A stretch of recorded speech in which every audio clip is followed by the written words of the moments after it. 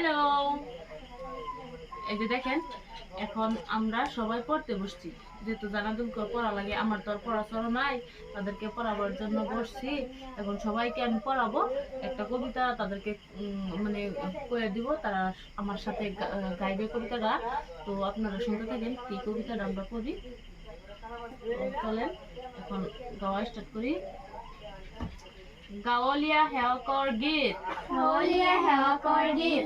অ আমাৰ গাঁও, অ আমাৰ গাঁও, আমাৰ গাঁৱৰ মান ৰাখি, আমাৰ গাঁৱৰ মান ৰাখি মৰিবলৈ যাওঁ, মৰিবলৈ যাওঁ। অ আমাৰ গাঁও, অ আমাৰ গাঁও, সেউজীয়া পথাৰৰে, সেউজীয়া পথাৰৰে ভৰপূৰ তামোলেৰে, ভৰপূৰ তামোলেৰে দূৰত জিলিকি থকা, দূৰত জিলিকি থকা।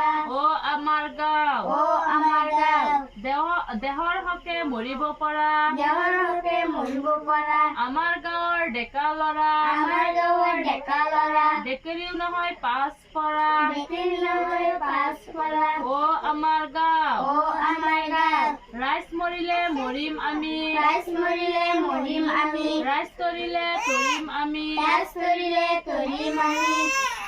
দেহৰ হকে